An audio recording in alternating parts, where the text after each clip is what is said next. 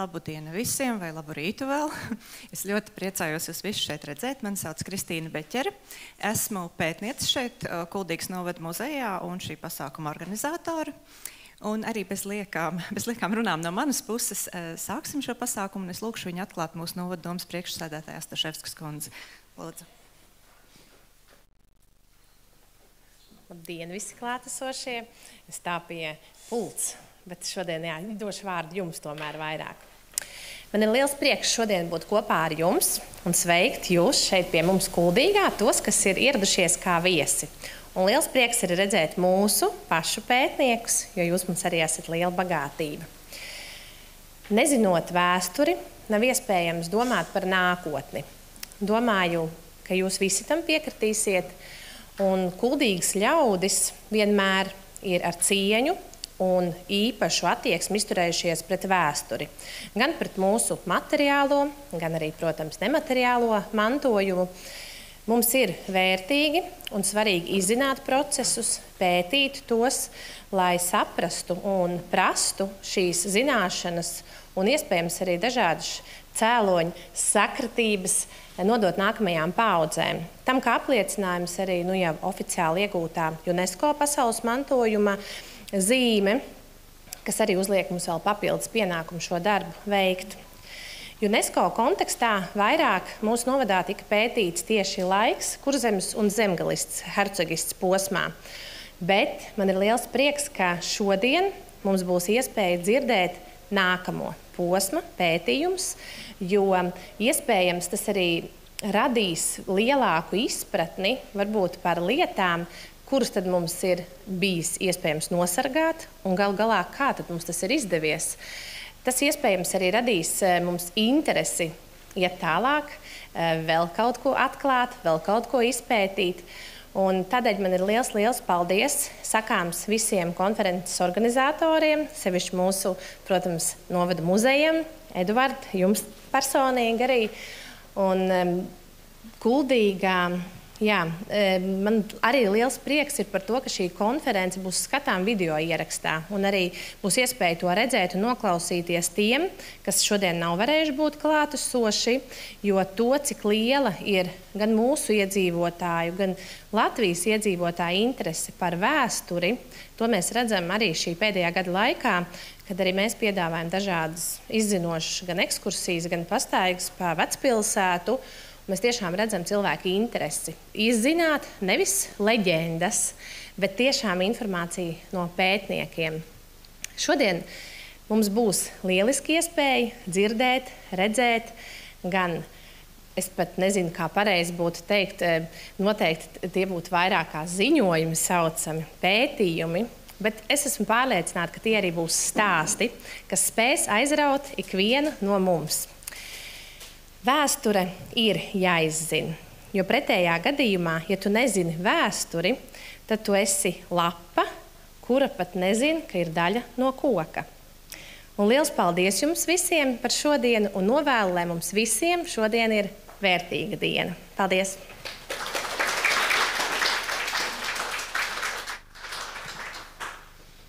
Jā, liels paldies par tādiem iedvesmojošiem vārdiem. Tas tiešām ir ļoti precīzi teikts par to lapu un koku. Jā, liels paldies. Un kā nākamajam vārds tad mūsu muzeja vadītājam Edvardam Dambergam.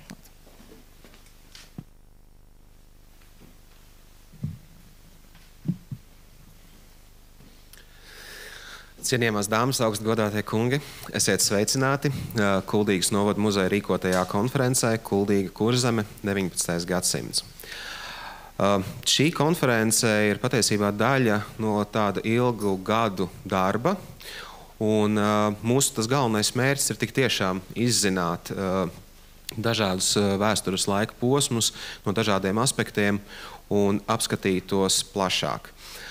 Mūs interesē gan Kuldīga, gan, protams, tās apkārtne, un neapšaubām Kuldīga ir daļa no Kurzemes, tādēļ arī šis ietvers.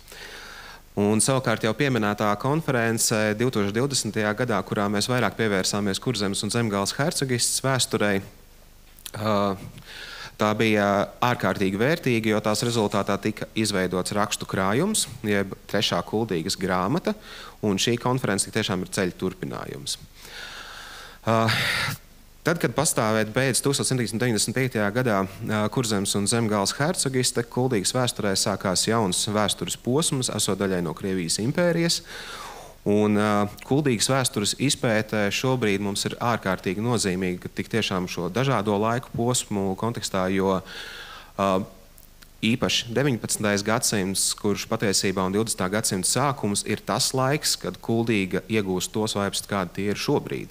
Jo apbūve kļūst daudz intensīvāka, lai arī Kuldīga ir saglabājusi savu vēsturisko plānojumu un dažādi citas vērtības, tomēr redzamā daļa ir 19. gadsimta beigas, 20. gadsimta sākums. Un arī lielie objekti, kā senais Ķieģeļa tilts, sinagoga, jaunais rācnams, tie visi ir uzbūvēti šajā laika posmā. Un tādēļ arī mums liekas tikai loģiski, ka šis stāsts ir jāturpina un jāskata plašāk. Priekšsēdētāji jau pareizi pieminēja Ines par to, ka mums ir jāspēj apmierināt cilvēku pieaugušā vēlme izzināt vēsturi, jo to mēs arī jūtam un nepietiek vairs tik tiešām ar leģendām vai nostāstiem, bet mums ir jāspēj to visu pamatot ar vēstures izpēti un mums ir jāspēj sniegt skaidrojumu, kas tad ir šīs vērtības, kuras mēs glabājam šobrīd un kas ir tās vērtības, kas ir jāglabā nākamajām paaudzēm.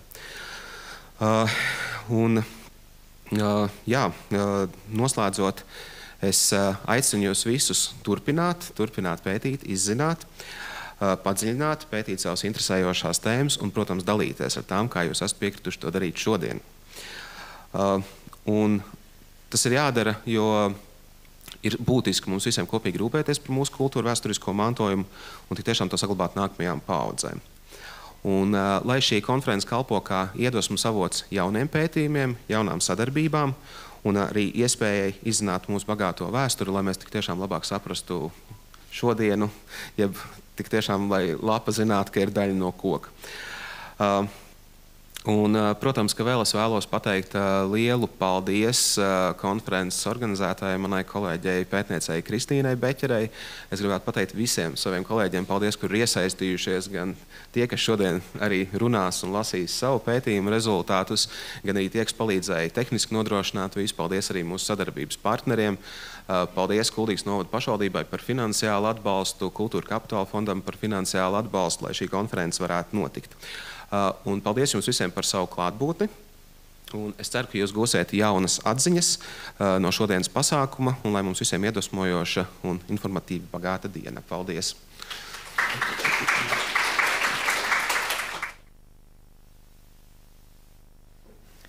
Jā, liels paldies arī par tādiem iedvesmas vārdiem. Es ļoti tiešām priecājos, ka muzejs šodien var šo konferenci šeit jums piedāvāt un jūs visus šeit sapulcināt. Es gribētu arī dažus vārdus teikt, pirms mēs sākam tīri zinātnisko daļu. Un es gribētu runāt par laiku, jo vēsture jau faktiski ir tikai tāds uzskaitīts laika ritējums. Un laikam ir tā neizskaužamā īpašība, ka viņš ir secīgs. Mēs nevaram nokļūt pie skaitļa 3, ja mēs neejam caur skaitli 2.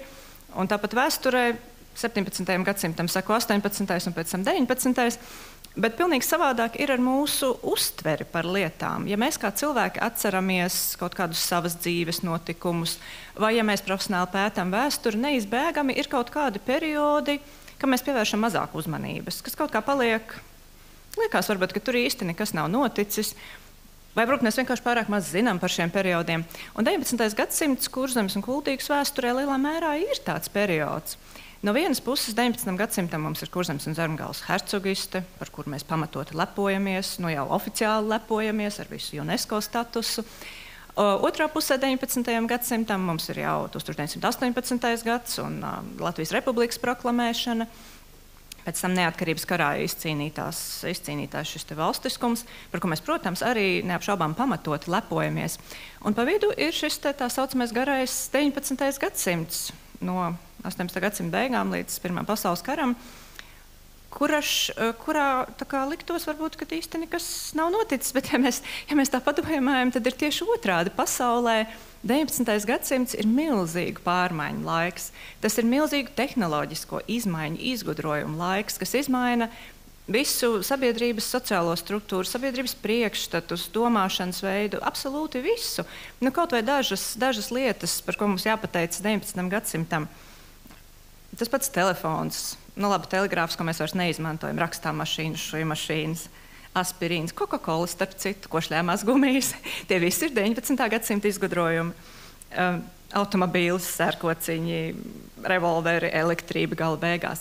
Tas ir viss tas, ko mums dod 19. gadsimts. Un arī mūsu pilsētā, dažas jau nosauc Eduards, mūsu skaistais Ķieģeļa tilts, Pareizticīgo baznīca, pasta ēka, semināra ēka, lielākā daļa, nu vismaz laba puse no mūsu mīļajām dzīvojamajām ēkām Kuldīgā ar skaistiem dakstiņu jumtiem. Tas viss ir 19. gadsimts, kas mums ir šeit apkārt. Un 19. gadsimta laikā Kuldīga no hercogistes tādas mazas pilsētiņas, hercogu vasaras rezidences faktiski, kļūst par pilsētu, kurā notiek ražošana. Tā kļūst par pilsētu, kurā palēnām ienāk visi šie te brīnišķīgie 19. gadsimta tehniskie izgudrojumi un jauninājumi. Un tāpēc man ir liels prieks, jā, ka mēs šodien runāsim tieši par 19. gadsimtu, mēģināsim labāk saprast, kā tad šis periods notiek, šis milzīgais pārmaiņu periods tieši pie mums. Es no sirds pateicos visiem runātājiem, kas ir piekrituši šodien šeit būt. Mēs visi zinām, ka mums visiem ir ļoti daudz ko darīt, un es ļoti priecājos, ka jūs esat atraduši savā laika grafikā iespēju šeit būt un dalīties ar savu pētījumu rezultātiem. Es ļoti priecājos redzēt katru no jums šeit no klausītājiem. Es priecājos, ka cilvēkiem ir interese uzzināt kaut ko jaunu, izdzirdēt kaut ko jaunu par šo laika posmu. Un, jā, lūdzu, esiet aktīvi, uzdodiet referentiem jautājumus pēc viņu ziņojumiem. Un lai mums visiem tiešām šī diena ir interesanta un iedvesmojoša, droši vien. Tas varbūt ir pats svarīgākais, iedvesmu tālākiem darbiem. Ar to es arī noslēgtu šo savu ievadrunu un ievadu daļu vispār, un tālāk jau es nodošu vadības grožus mūsu Novadu muzejā krājuma un pētniecības nodaļas vadītāja Innai Rozentālai, kur tad jau vadīs pirmo tematisko daļu par svarīgāko katrā pilsētā par tās iedzīvotājiem. Paldies!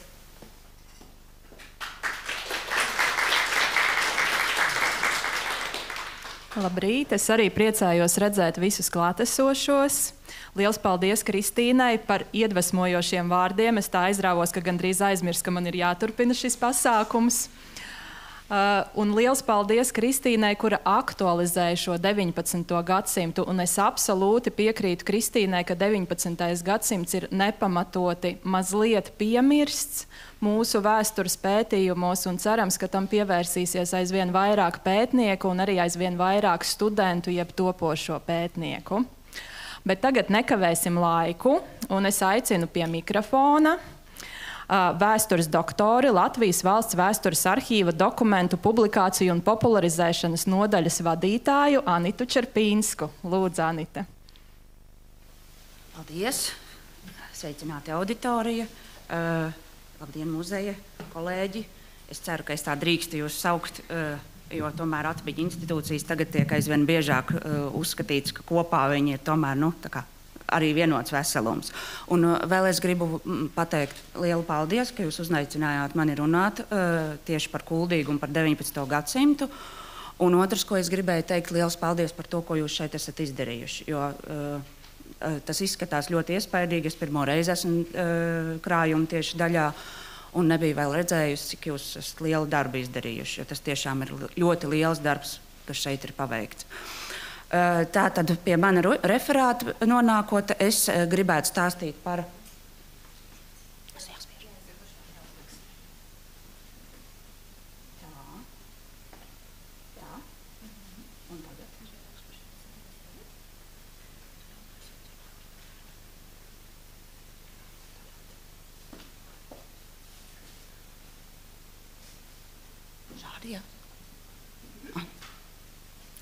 Tātad mans mērķis jums šodien ir izstāstīt par ārsta Otto Hūna materiāliem, par Kurzemes pilsētām.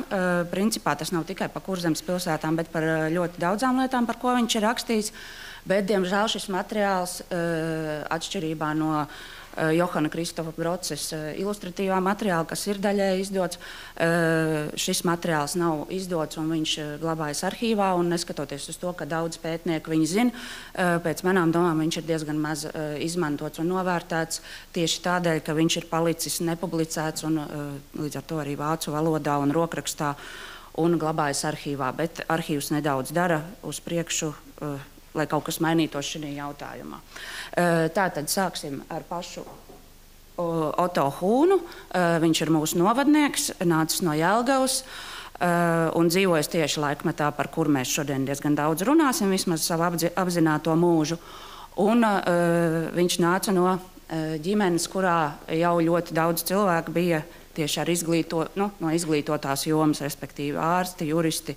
Un viņa tēvs bija superintendents, un līdz ar to arī ārsts Oto Hūns sākumā sāka studēt teoloģiju, bet tad ātri saprata, ka tas īsti nav viņa, un pārgāja studēt medicīnu.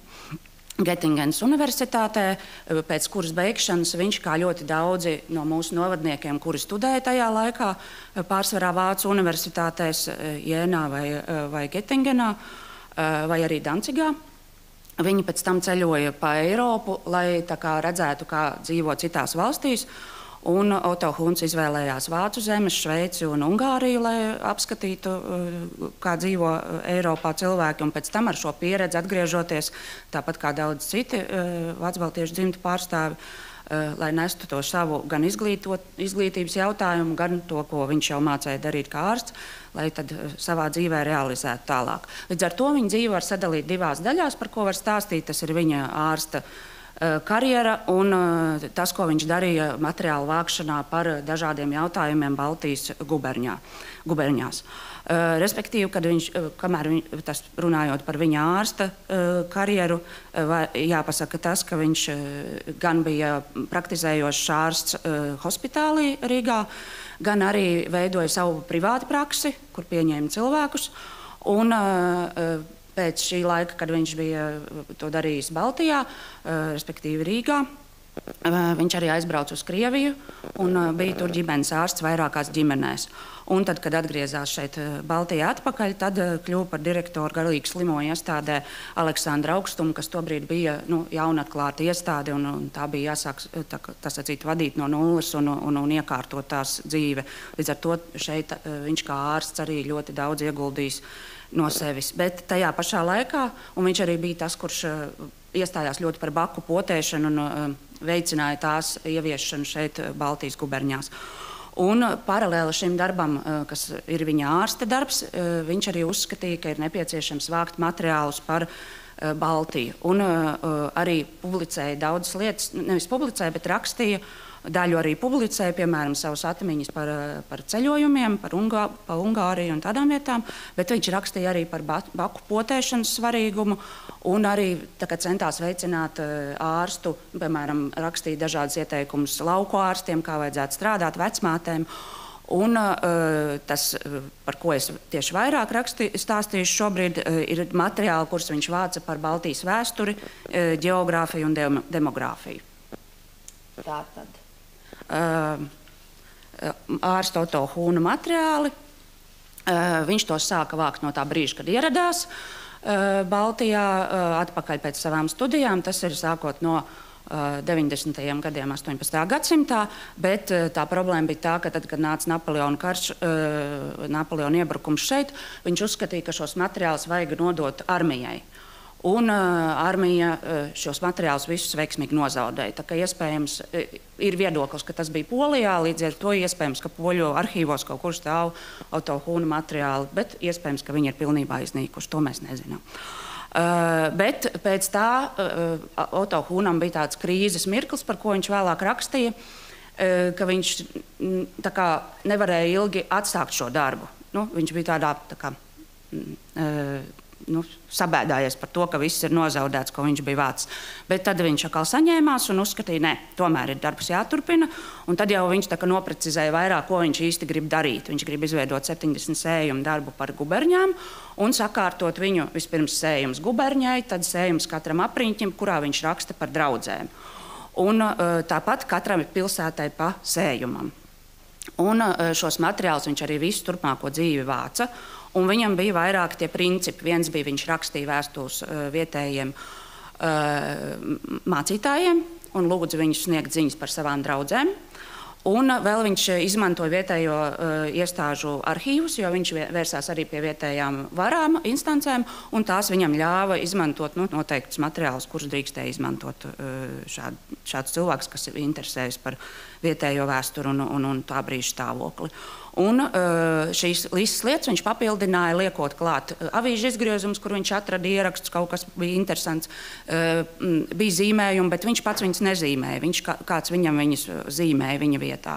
Un kartes arī viņš lūdza, un dažreiz viņam arī zīmēja šīs kartes un plānus no pilsētām arī tajā skaitā. Un tad viņš viņus dabūja. Un šis materiāls nav pabeigts, jo ņemot vērā to, ka viņš visu laiku tomēr strādāja par ārstu un praktiski to darīja līdz pat dzīves galam, nepensionējoties. Līdz ar to šis darbs nav pabeigts. Un līdz ar to viņš arī nonāca arhīvā vienkārši rokrakstu veidā. Šis materiāls ir savākts, bet vienīgais, kas no šī vēsturiskās daļas ir izdots, ir krievu valodā apraksts par vietniecības laiku par Rīgu, kas ir, protams, daudz lielāks nekā par Kurzemes pilsētām. Tālāk jau tieši par Kurzemes pilsētām. Šeit man ir jums jāsaka, ka Oto Hunam ir sējums par katru Kurzemes pilsētu. Bet tas materiāls nav no draudžu mācītājiem, kā bija par guberņām vai par apriņķiem, kur ir ļoti daudz tāda tehniska informācija un arī par, piemēram, lauku dzīvi un tādām. Kurzemes pilsētu materiāls ir pilnīgi savādāks, jo 19. gadsimta sākumā pilsētas bija nonākuši zināmā krīzes situācijā, un to reizēja arī vara, un valdībai, protams, bija svarīgi saprast, kāpēc ar pilsētām ir noticis tā, kā ir noticis, ir deficīts budžetos visām pilsētām un ir nodokļu parādi, ar kurām pilsētas netiek galā. Līdz ar to tika veidotas speciālas komisijas, katrā pilsētā sava, tās izvēlējās guberņas varas iestādes, kurš būs šīs personas, un viņām bija speciāls uzdevums noskaidrot, kādi ir panīkuma iemesli un ko darīt, lai tos novērstu. Un šīs komisijas atbildēja uz vienota tipa jautājumiem, kurus izstrādāja Jelgavas centrālā komisija. Savukārt, kurai bija uzdevums visus šos materiālus apkopot. Un līdz ar to mums ir materiāli par visām Kurzemes tobrīd pilsētām, un guberņi, protams, neietver tikai to, ko mēs šobrīd saprotam ar Kurzemi. Tā ir Jelgava, Bauska, Tukums, Jēkabpils, Jaunjelgava, Kuldīga, Liepāja, Ventspils, Aizputa, Grobiņa un Piltena. Bet jāsaka, ka šie materiāli ir ļoti atšķirīgi pēc apjoma, jo arī tās komisijas citas atbildēja ļoti konkrēti un īsi, un citas ļoti izsmeļoši skaidrojot katru situāciju, to tieši, kas bija vissāpīgākā pilsētā pēc šo komisiju viedokļiem. To viņi arī tad stāstīja. Līdz ar to jau es pārēju pie Kuldīgas sējuma. Viņš ir salīdzinoši neliels un ar ļoti niecīgu ilustratīvo materiālu, diemžēl, salīdzinot ar citām pilsētām. Bet ir vēsturiskā sadaļa, bet ir jāsaka šeit, ka tur, kur viņi runā par viduslaikiem, ir arī zināmas kļūdas, jo viņi izmantoja, protams, to brīdi esošo materiālu par vēsturi, nevis īpaši viņi pētīja. Ko mēs uzzinām par Kuldīgu tobrīd, ka tajā ir 1864 iedzīvotāji, no kuriem 442 ir ebreji. Un varbūt jums šeit liekas, tad viņi bija tādi maziņi. Nē, tā bija trešā lielākā Kurzemes pilsēta tobrīd. Tūlīt aiz Jelgavas un Liepājas, bet savukārt tajās pilsētās bija diezgan daudz iedzīvotāji, vairāk nekā Kuldīgā.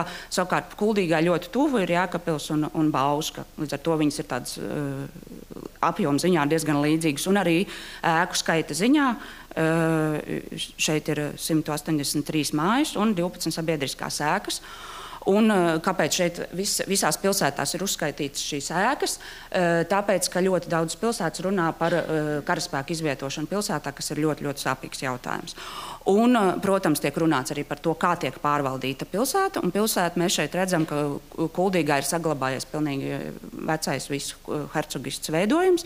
Tas ir birģermeistars ar tiesas foktu un 5 rāckungiem, kas nesaņem algas, bet līdz ar to viņi ir ievēlēti no pilsētnieku vidus. Bet, protams, tas nav visi pilsētnieki, tie ir birģeri, respektīvi vietējie tirgotāji un amatnieki, no kuru vidus tiek ievēlēti neprofesionāli cilvēki, kas pārvalda pilsētu. Un vienīgais izglītotais cilvēks Rātē, kam ir profesionāla izglītība, respektīvi jurista izglītība, ir pārsvarā sekretārs, kas ļoti daudz lietas patiesībā izlemj. Un viņam tāpēc maksā algas atšķirībā no rāckungiem.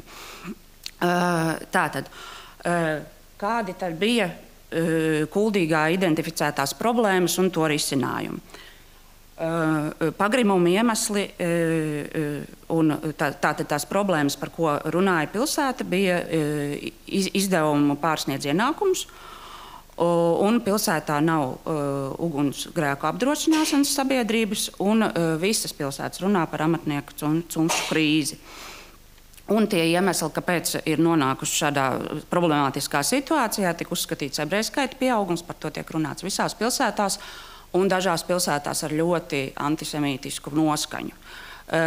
Bet, ja mēs noņemam šo antisemītisko noskaņu, tad mēs uzzinām patiesībā par ļoti interesantām lietām par to, kā pilsētās ienāk, jo tajā brīdī, kad ir hercogists beigusies, patiesībā ebreju pilsētās ir maz, un tad viņu skaits 19. gadsimta laikā ļoti strauji pieaug, un šī kopiena tā kā veidojās no jauna, un mēs ļoti daudz lietas no šīm nejaukajām piezīmēm par ebrejiem uzzinām patiesībā, kā viņi veido savu kopienu pilsētā. Un ko viņi dara, kā viņi iekārto, piemēram, savus nabagmājas, nodrošina savus abedīšanas rituālus vajadzīgos un visu pārējo. Kas ir ļoti, ļoti svarīgs materiāls, lai mēs pētītu arī ebreju vēsturi Kurzemē. Un, kas vēl tiek teikts, tad, kā es jau minēju, ir šī karavīra izvietošana, jo izvietošana nenotiek kazarmās, jo viņu nav. Tā notiek iedzīvotāju mājās, līdz ar to tiek nomērīti jūsu mājas lielums, un neskatoties uz to, cik jums ir iedzīvotāji jau mājās, bērnu skaits vai ģimenes lielums, jums tiek pielikts uz noteiktu kvadratūras skaitu, karavīru skaits. Un tas, protams, rada diezgan liels problēmas iedzīvotājiem, jo nevienmēr jūs varat mierīgi sadzīvot ar šo cilvēku, kas ir izvietots pie jums, vai vēl jau vairāk, ja viņi ir vairāki. Un kas vēl liela problēma bija nodokļu iekasēšanas kārtība, jo kopiena tajā laikā atbilda par visu nodokļu iekasēto summu, respektīvi, ja kāds nesamaksā nodokļus, tad tā kā pārējie tie, kas ir spējīgi maksāt, ir atbildīgi par to. Bet neviens tobrīd šo jautājumu nerisināja, jo, kā jūs zinat, tad, kad atlaida Kurzemes arī Vidzemes zemniekus, tad pilnīgi to pašu principu ievies arī visās pagastos, ka pagasts atbild par nodokļu nomaksu. Un tā ir viņa problēma, ja viņiem ir kāds, kurš nespēja nomaksāt nodokļus. Līdz ar to nerisināja valsts, ka to nogrūda uz vietējām varām, un tas viņu kompetencē ir rūpēties par to, lai nodokļi tiek iekasēti. Un kā tad vajadzēja šo jautājumu risināt? Tātad komisijas uzskatīja, ka vislabāk ir paplašināt teritoriju, jo tas nodrošinās papildus ienākums pilsētai. Vēl bija tilta būve pār Ventu, tas būtu bijis ļoti svarīgi, bet centrālā komisija noraidīja šo priekšlikumu tieši izdevumu dēļ, jo saprata, ka kopiena pat nevarēs pilsētu uzcelt šo tiltu, un viņi, protams, gribēs, lai to ceļ valsts. Līdz ar to neizdarīja. Un ļoti daudz tika runāts arī par hipotekārās sistēmas sakārtošanu, jo tobrīd arī daudzās citās pilsētās, tāpat kā Kuldīgā, hipotēku parādus pieraksta uz īpašnieku, un pēc tam, kad nomainās īpašnieks, neviens pilsētā nevienmēr piefiksē, ka uz šo īpašumu ir parādu sloks, un līdz ar to tika ļoti aģitēts par to, ka ir jāsakārto šī, jāpiešķir visām zemes gabaliem numuri, lai var pierakstīt parādus uz zemi, nevis uz īpašniekiem. Līdz ar to es šo savu prezentāciju jums noslēdzu, bet es gribētu arī teikt to, ka Oto Hūna materiāli ir ļoti, ļoti svarīgi un interesanti, un tos ir vērts izmantot gan etnogrāfiskajos pētījumos, jo tas, kur ir par zemniekiem, tur ir daudz arī par tērpiem un par sadzīvi. Savukārt pilsētās mēs mazāk zinām par sadzīvi, bet ļoti, ļoti daudz uzzinām par to, kā apgrozās nauda pilsētā, kas patiesībā ir ļoti svarīgi. Paldies jums par uzmanību!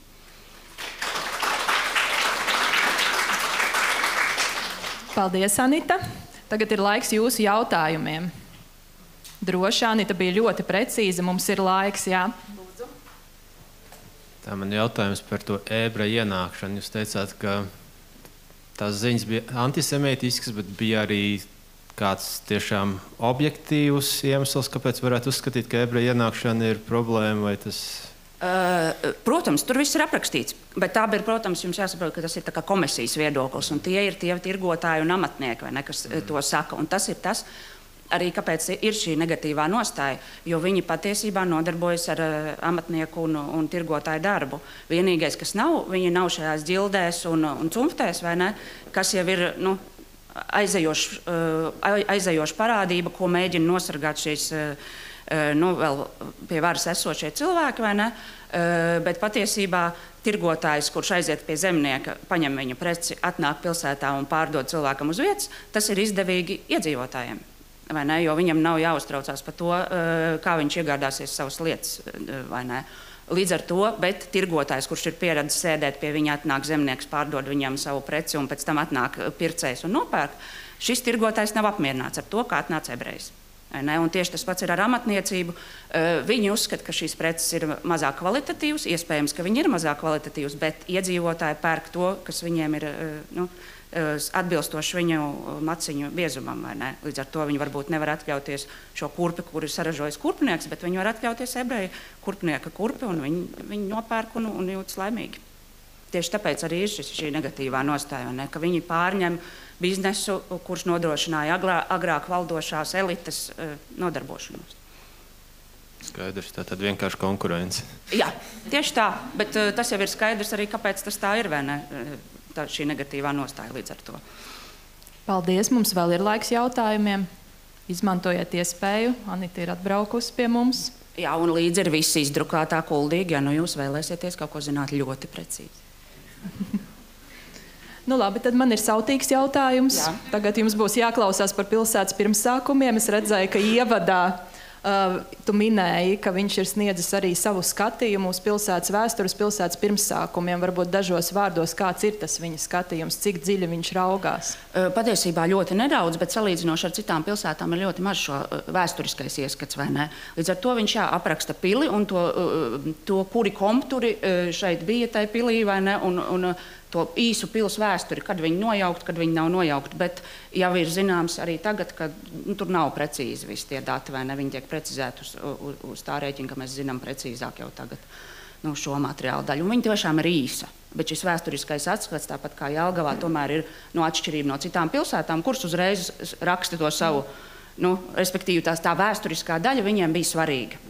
Pieminēt šo vēsturisko lielo atskatu, jo tā tomēr ir, tā kā viņi uzsver senākā pilsēta, vai ne, Kurzemē no mazpilsētām, kuru mēs zinām, vai ne, tad to Kuldīgas komisija uzreiz uzsver, ka mums ir šī senā vēsture.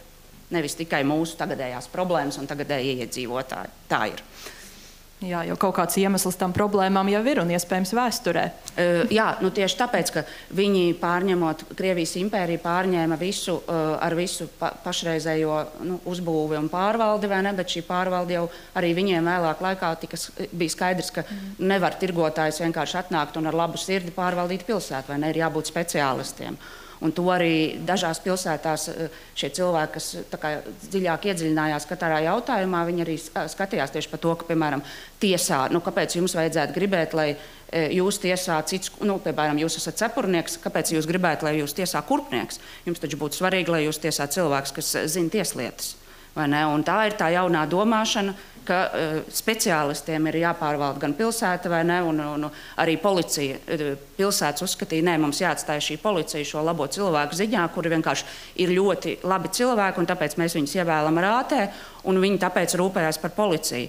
Un jau nāca virsū, un mēs redzam, citās pilsētās ir šīs jaunās policijas, kas ir valsts veidotas policijas, un pilsētām ir ļoti negatīvi nostāja, jo viņi saka, ka viņi iztērē daudz vairāk naudas, bet viņi nemaz nav labāka policija. Viņi vienkārši ir vairāk cilvēki, kas noēda daudz vairāk naudas, bet neizdara neko labāku. Nekā tā vecā policija, kas bija šie labie cilvēki no Rātes, vai ne? Bet jums ir jāsaprot, ka Rātē tad arī tā arī izdalīja. Piemēram, ievēlēja pilsētas, man liekas, ka Kuldīgā bija viens cepurnieks. Un tad viņu, piemēram, ievēlēja vai no tirdzniecības tiesā, visdrīzāk amatnieku tiesā vai nevis tirdzniecības tiesā par galveno tiesnesi. Un tad viņš tiesā pēc sirds, kā viņam liekas, ka ir godīgi, vai ne? Bet arī tad mēs redzam, tad, kad izveido šīs pagastiesas, mēs redzam tieši to pašu, kā kopiena izvēlās sev, labāko cilvēku no savas vidus, bet no vācu baltu izglītoto viedokļa viņi skatās, bet ārprāts, ko viņi dara. Viņi tiesā pēc tā, kā man liekas godīgi, vai ne? Bet nevar tā tiesāt, ir jātiesā pēc likuma. Un viņi šos likumus nepārzināja, vai ne, bet pagasts tiesās, viņi tiesā, tiešām tā kā, sirds saka, tā arī tiesāsim. Bet jau 19. gadsimtā tomēr tas netiek uzskatīts, ka tas tā būtu pareizi, vai ne. Pirms tam, jā, visi tā darīja, un tā tas bija pieņemts. Vai ir radušies papildu jautājumi, jo tagad, man liekas, ļoti interesanti informācija izskan pēc referāta. Bet es jau varu maz reklāmu, mēs izdosim. Kurzemes pilsētas tiks izdotas. Tas bija labs komentārs. Jā, viņiem ir tipogrāfijā, un viņš būs abās valodās ar komentāriem, un tad varēs lasīt, kurš tā kā ir uzskatījis. Jo patiesībā ir ļoti daudz informācijas, ko jūs arī varat salīdzināt, jo viņi uzdev šie jautājumi, uz kuriem atbild tiešām ir vienādi. Ar to jūs varat redzēt, piemēram, kādas problēmas ir vairāk Bauskā un kādas problēmas ir vairāk Kuldīgā, jo Kuldīga nav uz ceļa, kur iet visu laiku armija. Savukārt Bauskā tad ir drausmīga problēma, ka viņai visu laiku iet cauri armiju, jo viņi iet uz Lietuvu. Un viņiem ir nenormāls šīs problēmas tieši ar šī karaspēku izvietošanu. Kuldīgā varbūt tas ir mazāk, savukārt Liepājā viņi ir ostu un viņi grib savukārt izvest preces. Krievija tur rīkojās tā, lai viņu ostām labāk ir, un Baltijas ostām varbūt nevajag tik labi, un tāpēc mēs tur neizdevīgāku tarifu uzliksim. Tur ir viss tā Krievijas politika, vai ne, kas tā kā pretojās tam, kā bija pieņemts hercogistē, bet viss hercogistes likumi it kā darbojās. Un šī pretruna, viņa arī ir visu laiku redzama pilsētās, ļoti izteikti. Paldies, Anita. Paldies par uzmanību.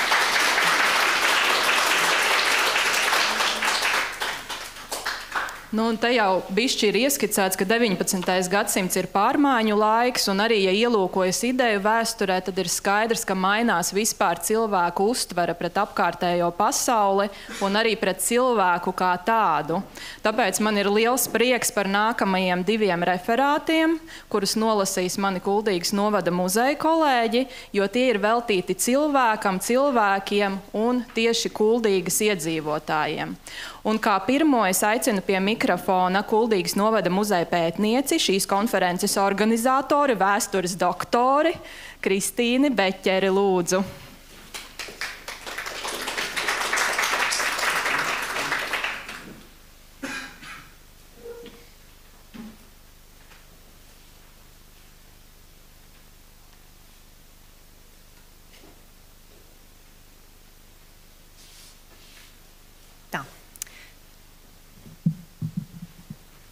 Tātad labdien vēlreiz. Jā, labi, nav labi, skaidrs. Jā, tātad labdien vēlreiz. Es domāju, neprasu paskaidrojums, kāpēc mēs sākam visu šo te konferenci ar sadaļu par iedzīvotājiem, jo tas tomēr ir pats galvenais, kurā pilsētā iedzīvotāji ir tie, kur izveido pilsētu tādu, kāda viņi ir. Iedzīvotāji ir tie, kāpēc vispār šeit ir tā pilsēta.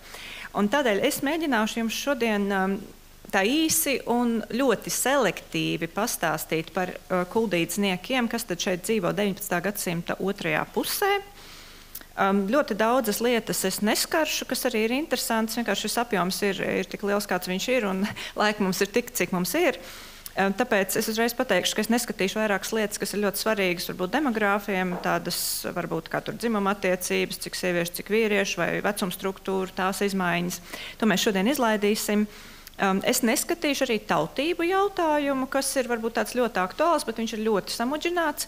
Par to jums būs jāpagaida, kamēr mēs nodrukāsim visu šo prieku rakstiski, droši vien pēc kāda gada apmēram konferences rakstu krājumu. Tur tad es mēģināšu arī tieši par tautībām runāt, bet mēs, protams, tam pieskarsimies runāt par reliģijām un par valodu, kādā runā šeit iedzīvotāji. Jā, arī migrācijas procesu neskatīsimies, tam arī mums īsti nebūs laika. Bet sāksim ar to, kādi ir tad tie informācijas avoti, kur mēs vispār uzzinām par to, kas šeit dzīvoja 19. gadsimtā. Un tad jūs redzat uz ekrāna, tātad tie ir pirmkārt statistiķu apkopojumi, Kurzemes guberņas statistikas komitejas. Šeit būs arī zināmas problēmas ar šo datu uzticamību, par to es arī vēlāk vēl drusciņu minēšu. Es domāju, nevienam nav noslēpums, ka statistika, kā tur bija tas teiciens, kad ir meli, liela meli, un tad ir statistika. Ar statistiku var pierādīt jebko un apgāzt jebko, un es pat arī iepriekšējos darbos esmu pildījusi dažādas statistikas anketas, kas pēc tam nonāk mūsu statistikas pārvaldē, un es labi zinu, ar cik brīžam ļoti minimālu atbildības sajūta šos skaitļus tur esmu rakstījusi. Tā kā skatoties arī uz šiem te cipariem, ka jūs redzēsiet manā prezentācijā, ir jāatcerās, ka tā nav absolūta patiesība. Tas ir pirmkārt kaut kas, kas līdz mums ir nonācis. Nav teikts, ka tas bija pilnīgi precīzi tajā brīdī, kad tika pierakstīts, bet šie skaitļi noteikti ir pietiekoši labi, lai mēs viņus uztvertu kā indikatīvus, kas raksturo procesus un sistēmu kā tādu. Varbūt tev cilvēki bija 10 vairāk vai mazāk, bet salīdzinošie lielumi ir apmēram tādi, kā šie skaitļi rāda. Tad jūs redzat, nākamās 3 rindiņas jau ir tautskaites, tad tautas skaitīšana. Šīs te 3 ir pirmās, kas Kurzemē notiek, 63. gadā tikai Kurzemes guberņā, 81. jau tātad vairākās Baltijas guberņās, un 97. gadā tā tad jau ir pirmā visas Krievijas impērijas tautas skaitīšana. Protams, arī tautas skaitīšana nav nekāda panacēja, un arī tur ir noteikti kļūdas, un ir cilvēki, kas nav bijuši pieskaitīti un tā tālāk, bet šie dati jau ir salīdzinoši nesamērojami uzticamāki nekā vienkārši statistikas dati. Un tad, protams, dažādi citas iespējas, kur mēs varam atrast informāciju, kaut vai šie te paši hūnu materiāli, un, protams, ļoti, ļoti daudz kas cits. Lūk. Pats pirmais un pats svarīgākais, protams, ir, cik tad mums to kuldīdznieku šeit ir. Es esmu šeit mēģinājusi salikt tabuliņā aptuveno šo skaitu, kā tas veidojās.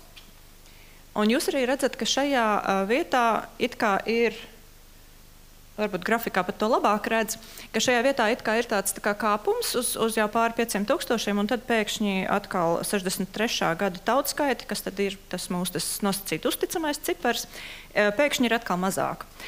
Visticamāk, ka šie man iekrāsotie cipari, tas nav tāpēc, ka pēkšņi pilsēta būtu ievērojami tik ļoti samazinājies iedzīvotāju skaits, tas visticamāk ir tieši jautājums par problēmām ar datu ievākšanu.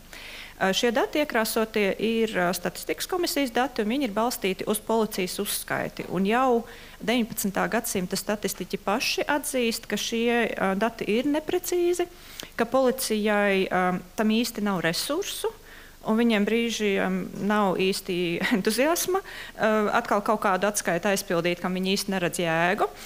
Un pret šo pienākumu izturas nolaidīgi, un tad šie dati ir vienkārši tādi, kaut kādā mērā minējums, cik varētu būt, balstoties uz iepriekšējo gadu datiem, kas varbūt arī ir tieši tādi paši.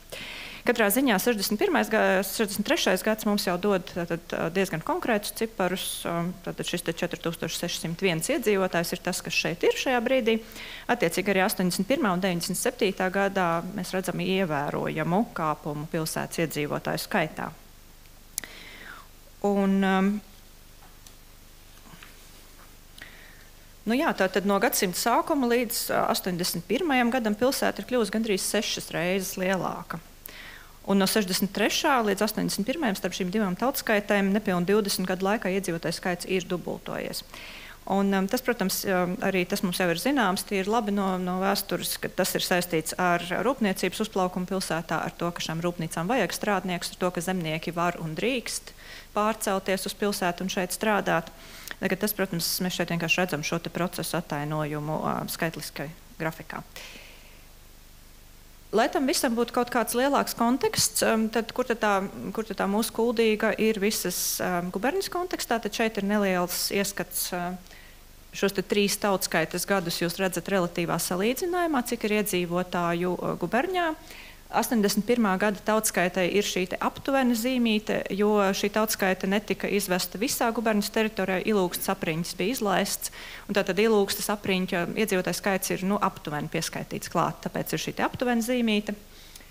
Un jūs arī redzat to pašu, ko es teicu, ka pilsētas kļūst lielākas, pilsētās dzīvo aizvien vairāk cilvēku, aizvien lielāks iedzīvotāju procents. Tur dzīvo to atspoguļu arī ļoti labi redzams šis te dubulti kļuvušais iedzīvotāju procents, kas dzīvo pilsētās. Nu, un Kuldīga visus šos 3 gadus, 3 punktus laika nogrieznī ir stabili 3. lielākā guberņas pilsēta. Šeit esmu ierakstījusi 5 lielākās. Liepāja un Jelgava ir stabili 1. vietā, tur mainoties vietām. Nu, pēc tam tad, jā, vai nu tur Tukums, vai Bauska, vai Ventspils, kuri tad mums seko. Un jūs arī redzat, ka šī atšķirība, arī to jau Anita minēja, ka šī atšķirība ir milzīga.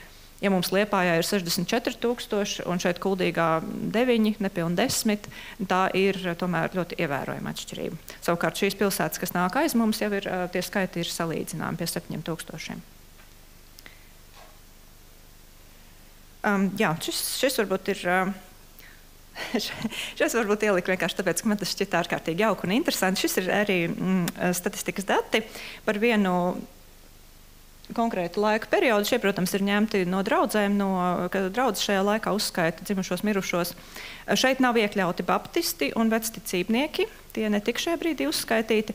Vecticībnieki mums nav problēma, jo viņi visā guberņā ir šķiet tikai tur Ilūksts galā. Kuldīgā katrā ziņā ir 2 cilvēki, tikai vecticībnieki, un arī tikai tad tajā 97. gadā. Nu, par baptistiem mēs vēl šodien dzirdēsim, jā, atsevišķu referātu. Kas šajā tabuliņā ir interesanti, ka mēs šajos it kā tādos skaitļos redzam to, kas mums vairs nebūtu šodien. Tad tas stāsts ir par to, ka 1866. gadā Kurzemes skāra holēras epidēmija. Šeit Kuldīgā ir tā kā mazāks upuru skaits. Bet, tas man šeit nav attēlots, bet 2 lielajās pilsētās Jelgavā un Bauskā tur ir ārkārtīgi daudz upuru, un tur vispār šis dabīgais pieaugums, tātad dzimstības, mirstības attiecība ir ļoti negatīva šajos gados. Bet, ko mums skaisti rāda šī tabula, ir, ka 66., 67. un īpaši 68. 3 gadi pēc kārtas bija ļoti slikti ražas gadi. Tātad neražas gadi, un tas ļoti ietekmē dabīgo iedzīvotāju skaita pieaugumu pilsētās, vairāk jau laukos, bet arī pilsētā. Mēs redzam šeit pēc Kuldīgas piemēra, ka šajā 68. gadā mēs pat nokļūstam pie negatīvas bilances. Un tas varbūt ir interesanti no tā viedokļa, ka šodien mēs to vispār vairs nejūtam. Mēs zinām, kāda bija raža pagājušajā gadā. Nu, man nav nekāda priekšstata. Mums Rimītī tāpat ir viss, ko mums vajag, un ja nav šeit, tad atved no kaut kurienes. Bet šajā laikā, lūk, vairāk neražas gadi pēc kārtas visā pilsētā ietekmē to, ka mirušo ir ievērojami vairāk kā dzimušo. Tas vienkārši tāds varbūt atkāp no pārējā naratīva, kas man vienkārši šķita ārkārtīgi interesanti ir salīdzinot ar mūsdienām. Jā, tad ir tāda lieta, ko es varbūt gribētu pieskarties pavisam tikai īsi, jo tas ir atsevišķa tēma un arī, kas ļoti maz ir skatīta pētījumos. Krievijas impērijā, un tā skaitā, protams, arī Kurzemes guberņā kā impērijas daļā, joprojām pastāv visu 19. gadsimtu līdz pat 1917. gadam formāli pastāv iedalījums kārtās. Tātad katrs cilvēks ir pieskaitīts kaut kādai konkrētai kārtai, kam viņš pieder. Un te ir, kāpēc es saku, ka es tam varbūt pieskaršos tikai nedaudz, arī jau tātad 19. gadsimta šie paši statistiķi atzīst, ka priekš Baltijas provincēm šī impērijas kārtu nomenklatūra, tad šī tabuliņa, kā šos cilvēkus būtu jāsadala, viņi tādi ļoti nosacīti pielietojami. Jo šeit mūsu vēsturiskā attīstība ar visu Kurzemes Zemgales hercogistu un visu ir radījusi pilnīgi citu to struktūru, kurai mākslīgi uzspiest šo te, lietu nomenklatūru, kas brīnišķīgi der, teiksim, iekškrievijai, ka tas ir tāds ļoti nosacīts gājiens, un tāpēc viena daļa statistiķi vispār neanalizē šos datus. Viņi arī netika iekļauti 63. un 81. gadā šajās te tautskaitas anketās. Bet, tīri informatīvi tas mums ļoti daudz dod, lai saprastu, kas tad šeit dzīvo, tāpēc es esmu ielikuši šos 2 gadus, kas ir zināmi. 60. gadu, kas ir statistikas dati, un 97. kas ir tautskaitas dati, mēs apmēram redzam, kas tad mums šeit ir. Dišciltīgie, tas ir jāsaprot arī, mēs arī redzam, kāpēc viņi ir stipri vairāk 97. gadā, ir jāsaprot, ka Krievijas impērijā sasniedzot noteiktu dienesta pakāpi, gan militārajā, gan civilajā dienestā, pienācās tad šis te dišciltības status, vai arī iegūstot dažādus augstākos valsts apbalvojumus. Šitie iespējas, kā šo te statusu dabūt, bija dažādas. Ne tikai iedzimtā ceļā, ģimenes ceļā. Un tāpēc arī šis skaits ir lielāks. Tad garīdznieki, protams, ir ļoti maz. Tie ir tie, kas kalpo baznīcās, viņa ģimenes locekļi. Militāri personas iekavās, tas skaits ir tie 907, tie ir tie, kas šeit ir tātad stacionēti, atrodas pilsētā, bet tā kā pastāvīgi šeit nedzīvo.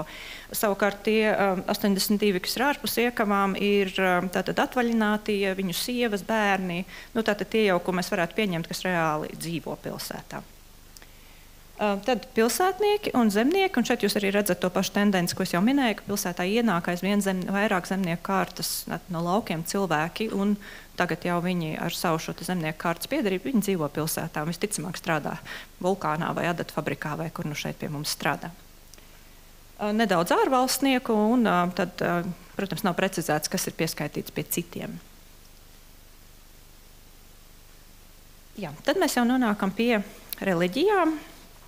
Tad pie ticībām kuldīgā, kāda tad ir. Jā. Un tad šeit tad ir sadalīts stabiņu grupas pa gadiem, un pēc krāsām iet dažādas reliģijas. Pirmais un vislielākais mēs skaidri redzam, ka tomēr luterāņu mums šeit ir visvairāk.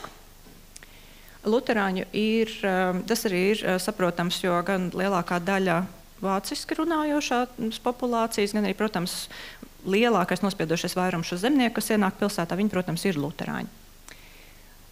Un tad mēs redzam judaismu kā nākamo lielāko stabiņu, kas, protams, arī sasaucas ar to, cik šeit ir liela ebreju kopiena pilsētā.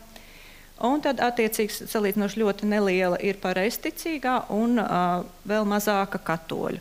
Pareizticīgā atkal ir jāatzīmē, ka tas impērijas laikā ir arī zināmā mērā politisks lielums, karjeras iespējas, tieši tāpat kaut kādu zināmu karjeru veidojot, augstāku līmeņu karjeru veidojot militārā dienestā vai civilā dienestā.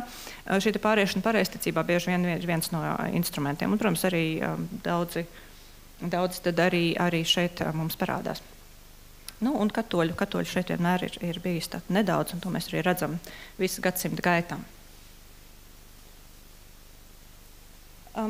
Tad otrs rādītājs, kas mums ļauj nokļūt, varbūt labāk saprast šo tautību jautājumu, par kuru es teicu, par kurus atsevišķi nerunāšu, ir jautājums par valodām, kādās valodās šeit cilvēki runā.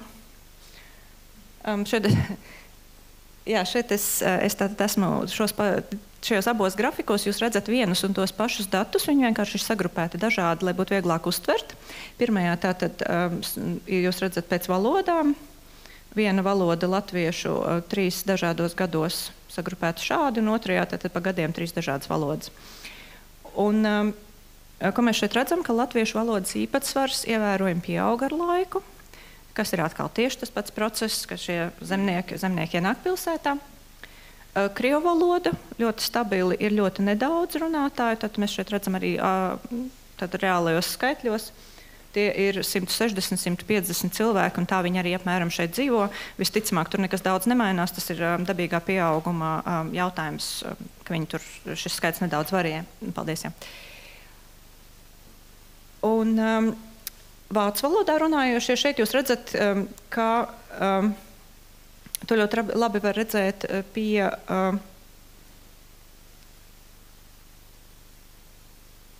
Jā, te jūs labi redzat otrajā grafikā, kur ir sagrupēts pēc gadiem, ka 63. gadā mums atsevišķi nav izdalīta ebreju stabiņš, jo šajā tautskaitē tāda opcija nebija, un visi tātad ir pieskaitīti, šī grupa ir pieskaitīta pie vācu valodā runājošiem. Tas ir jāsaprot, tāpēc arī šeit vācu valodas stabiņš 63. gadā ir 2 reizes lielāks nekā pēc tam, nevis tāpēc, ka vācieši paliek mazāk, bet tāpēc, ka ebreji ir pieskaitīti šeit pie vācu valodas runātājiem. Un tad aptuveni iedomājoties šo skaitu, šo valodas lietotāju attiecību un tā prātā korelējot ar reliģijām, kuras mēs nu pat skatījāmies, mēs arī varam veidot nedaudz kaut kādu priekšstatu kas tās ir par etniskām grupām, kas šeit dzīvo. Šeit ir jāzīmē arī uzreiz, ka pēc tiem datiem, kas ir savākti, ir redzams, ka ir neliels skaits iedzīvotāju, kas nerunā savā etniskajā, kur ir uzrādījuši citu valodu. Tātad tā lielākā nesakritība. Tātad aile par tautību kā tādu parādās tikai 81. gada tautskaitē pirmo reizi. Un te mēs arī varam redzēt to, ko es šodien īsti negribēju varbūt detaļās skaidrot, bet ir svarīgi pateikt, ka apmēram 140 latviešu Kuldīgā ir uzrādījuši kā savu valodu vācu valodu, bet tautību latviešu valodu. Un aptuveni 20 krievu tautības iedzīvotāji ir uzrādījuši vācu valodu kā savu valodu. Tā kā šie rādītāji par valodu nav identiski ar etnisko sastāvu, bet viņi ir katrā ziņā indikatīvi par proporcijām pilnīgi noteikti. Jā. Un tad beigās, lai tas viss nebūtu tik garlaicīgi un lai jūs neaizmigtu pašā konferences sākumā, es mēģināju tādu drusku spēli. Ja mēs iedomājamies, ka mēs tagad izietu Kuldīgas centrālajā laukumā, noķertu tur 10 pirmos garām gājējus un tad mēģinātu apmēram saprast, kas viņi mums ir. Un tad es esmu šeit nākamajos slaidos izveidojusi 10 potenciālos kuldīdzniekus.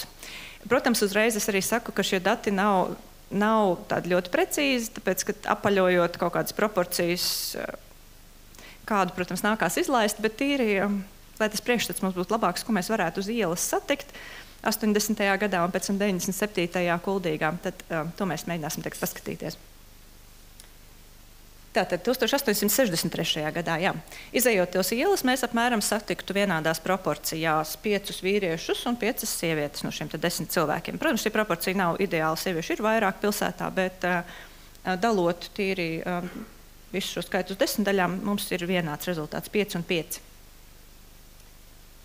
Tāpēc šeit iekavās ir šis 60. gads, tad šī tad ir kārtu piederība, jo par 63. gadu datu nav, tuvākais ir 60. gads.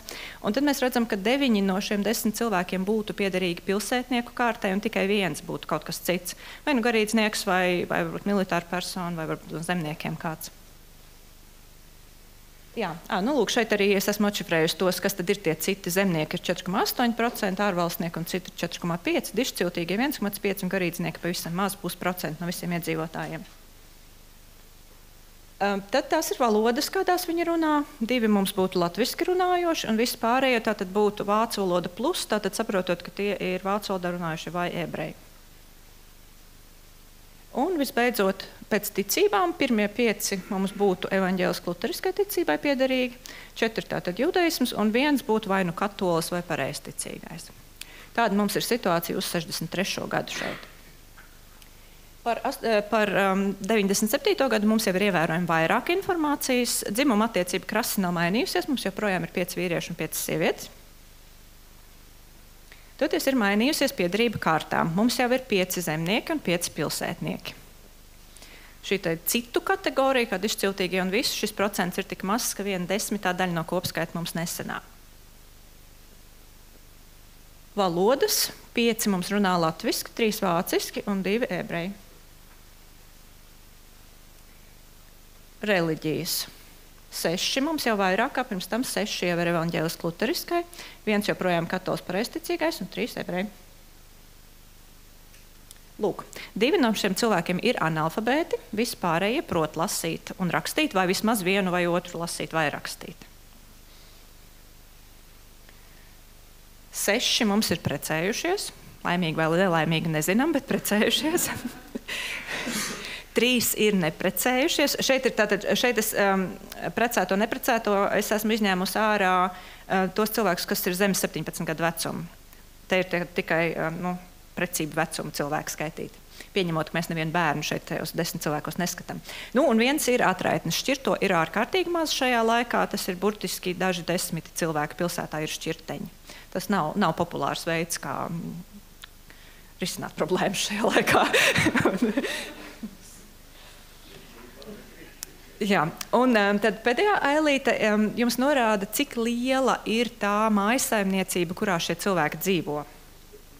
1 cilvēks tātad mums ir tādā pavisam maziņā, 2 cilvēku saimniecībiņā, 3 cilvēku, 2 jau ir pa diviem ir 4 cilvēku un 5 cilvēku saimniecībā, un tad veseli 4 jau ir tādās ļoti lielās, 6 līdz 10 cilvēku lielās saimniecībās.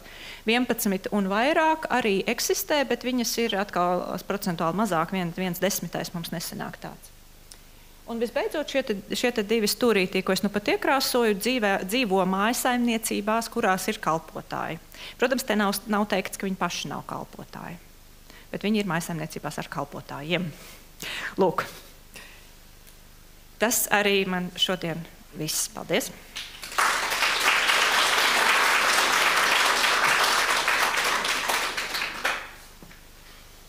Paldies par brīnišķīgo ieskatu. Man ļoti patika tas pārskats, ko mēs varētu satikt Kuldīgā uz ielas 19. gadsimtā.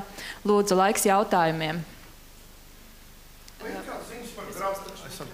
Vai ir kāds ziņas par grautiņiem vai nemieriem starp ebrejiem un pārējiem iedzīvotājiem tajā laikā? To es jums nemācēšu teikt, tāpēc, ka vispār mans normālais pētniecības fokus ir 20. gadsimta latviešu ārzemēs, un 19. gadsimtam es esmu pievērsosies tikai šī pētījuma kontekstā, kur es, protams, ceru turpināt.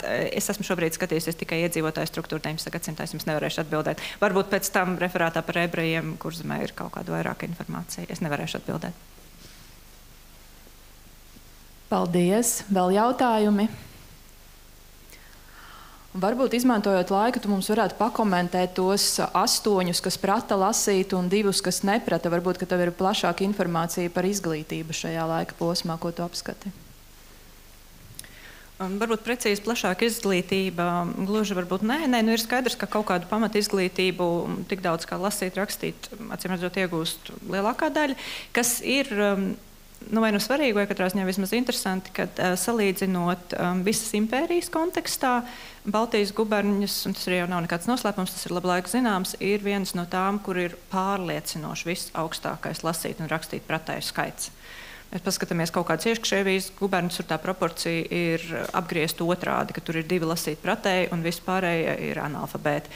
Tā kā mēs esam tā impērijas izglītotā nomala. Paldies. Vai kāds izdomāja vēl kādu jautājumu? Mums ir ļoti introverta publika.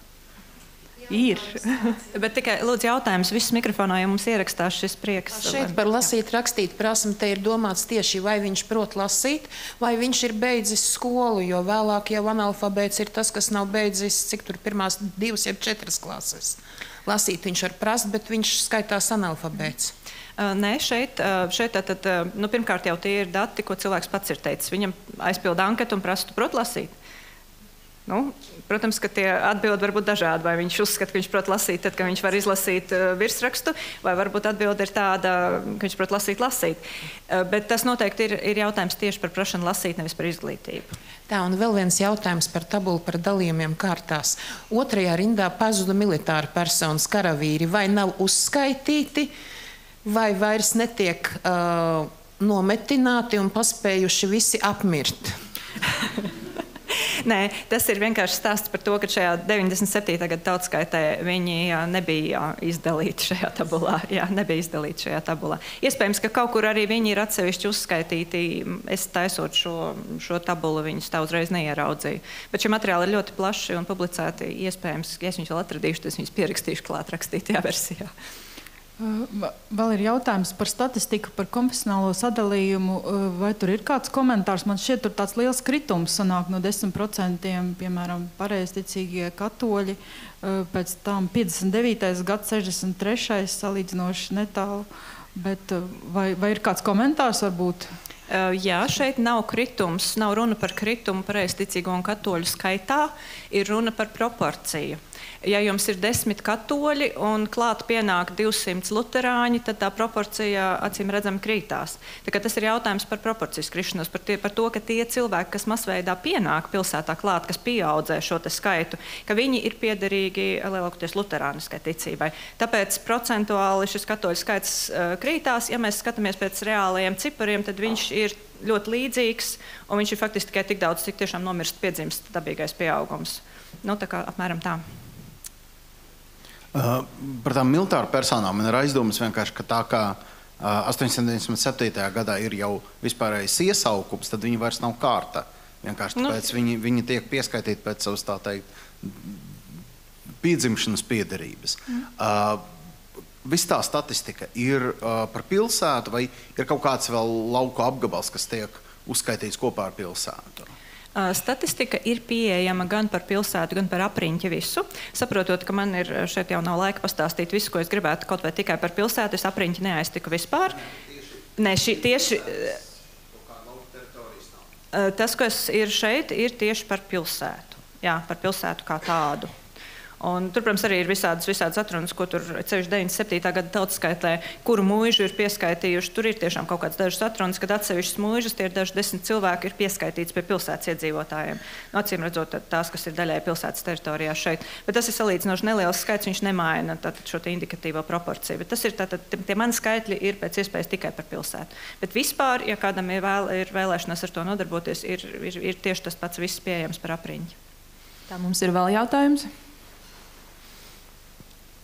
Es saprotu, ka būs mums atsevišķi referāts par baptistiem, bet kur viņi ir šeit noslēpti? Viņi vienkārši netiek uzskaitīti. Viņi nav noslēpti starp luterāņiem, ne? Viņi nav noslēpti, viņi vienkārši netiek uzskaitīti šajā brīdī, jā. Tā kā droši vien, jā, tiešām referāts par baptistiem būs par šo jautājumu, tā kā pacietība viss būs. Vai mums ir vēl kāds jautājums?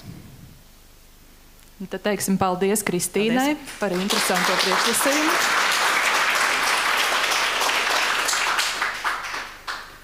Un tagad es došu vārdu Kuldīgas novada muzeja pētniekam Pēterim Pabērzam, un te mēs esam izdarījuši mazu izņēmumu, jo mēs gribējām uzzināt par Kuldīgas iedzīvotājiem pēc iespējas vairāk, un Pēters tad turpinās šo tēmu līdz pat starpkaru periodam.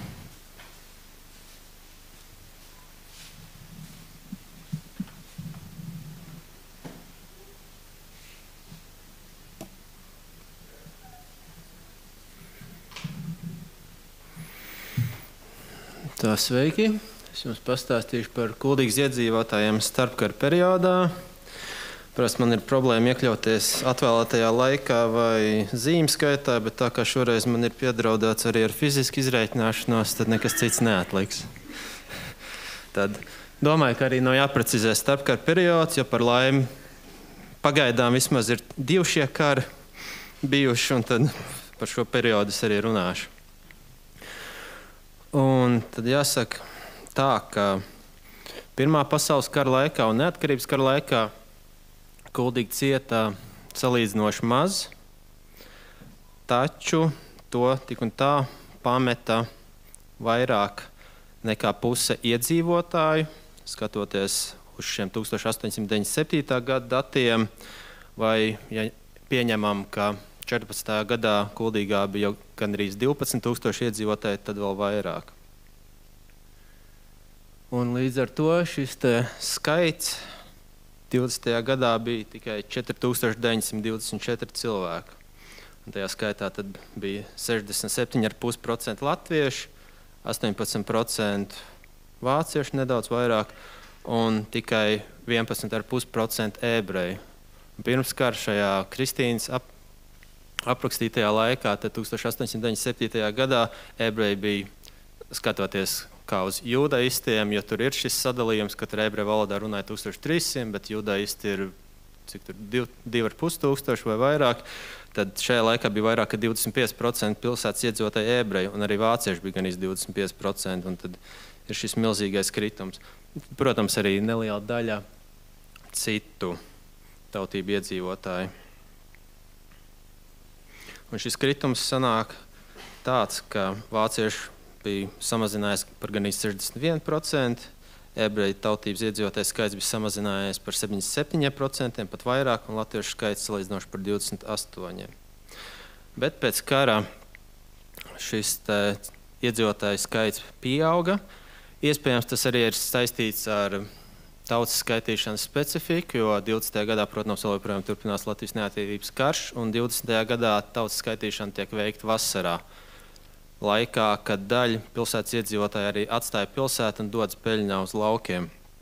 Un līdz ar to tad jau pēc 2 gadiem, 22. gadā pilsētā skaitās 6500 iedzīvotāji, un šajā 25. gadā, kad notiek otrā tautas skaitīšana Latvijā, pilsētā jau ir 6912 cilvēku. Un ir pieaudzis šis Latviešu skaits jau līdz gan 72%. Vāciešu skaits ir nokrities attiecīgi procentāli līdz 14%, un ebreji ir saglabājušies ap 11%, bet šis cilvēku skaits kopumā ir pieaudzis.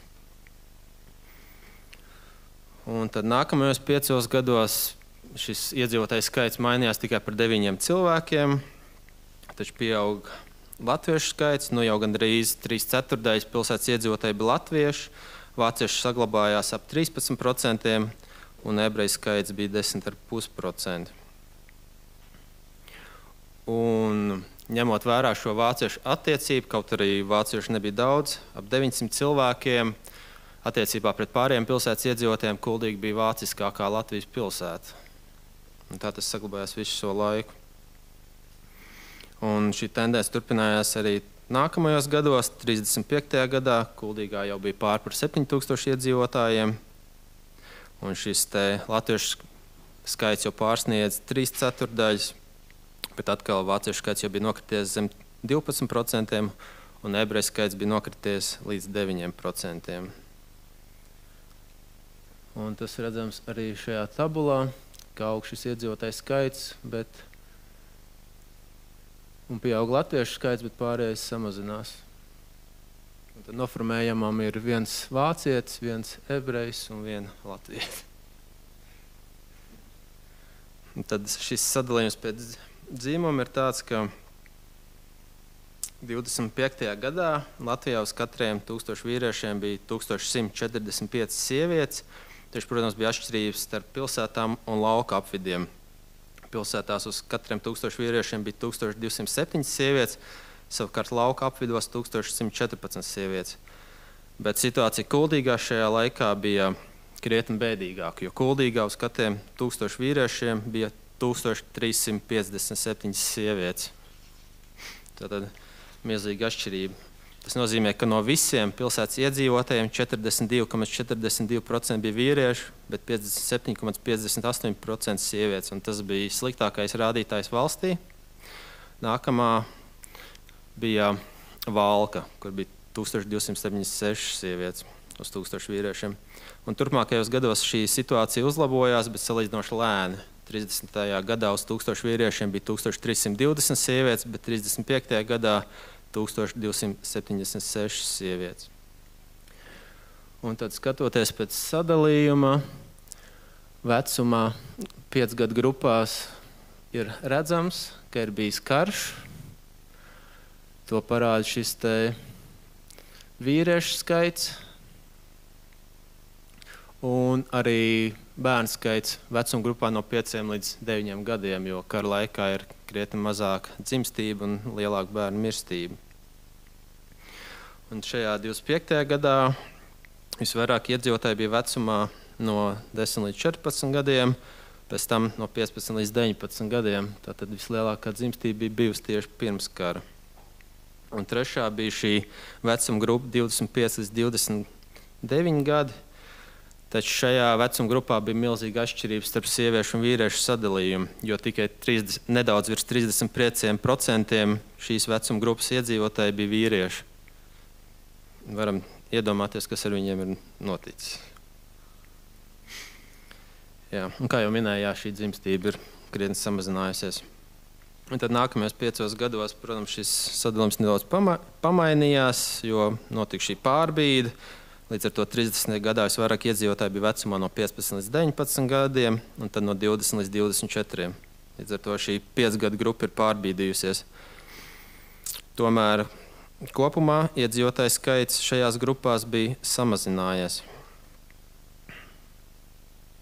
Jo salīdzinot ar iepriekšējo tautas skaitīšanu, 10 līdz 14 gadi, ka šajā brīdī ir 15 līdz 19 gadi, šis kritums ir 11%, bet tie, kuriem 25. gadā ir 15 līdz 19 gadi, tas kritums šajā brīdī 20 līdz 24 gadu grupā ir veseli 27%, pat vairāk. Un tad šajā 30. gadā trešā lielākā grupa bija bērnu vecumā līdz 4 gadiem. Līdz ar to atkal ir uzlabojusies situācija valstī, nav vairs kara, un līdz ar to arī bērnu dzimst vairāk. Un tad atkal šīs grupas, protams, pārbīdās, un 35. gadā visvairāk pārstāvētās grupas ir 25 līdz 29 gadi, tad 30 līdz 34 gadi, un tad trešajā vietā ir 20 līdz 24 gadi. Tur atkal sanāk, ka staigā šis skaits, ka iepriekšējos 5 gados 20 līdz 24 gadi tā kā nokrītās, un tad 25 līdz 29 gadi atkal pieaug. Līdz ar to šis kritums tajā brīdī iespējams ir saistīts ar varbūt vīriešiem ar iesaukumu dienestā, varētu būt ar mācībām, citur ar darbu, iespējams arī ar aizprecēšanos uz citām pilsētām vai lauka apvidiem. Un tad runājot par ģimenes stāvokli, sīkāk dati ir pieejami šajās tautas skaitīšanas materiālos publicētojos par 25. gadu. Un tad 25. gadā no 6912 kuldīgas iedzīvotājiem 50% bija neprecējušies, 36% bija precējušies, 11,79% bija atraitņi, un tad atkal šis šķirto cilvēku skaits bija neliels, tikai 40 cilvēku, līdz ar to laikam arī šajā laikā problēmas risināja citādāk, un tad 74 cilvēku ģimenes stāvoklis nebija zināms.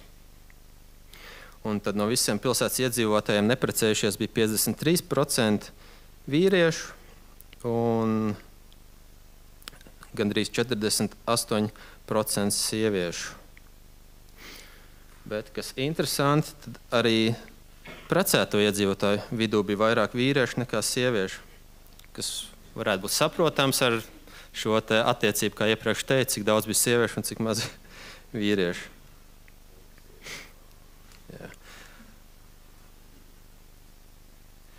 Jā, tad precējušies savukārt bija 41,85% vīriešu un 32,41% sieviešu. Un šeit arī noformējumam skaists skolotāju pāris Artūrs un Emīlija Ruņģi. Un visvairāk precēto vīrieši bija vecuma grupā no 45 līdz 49 gadiem, un visvairāk precēto sieviešu arī bija tieši šajā grupā.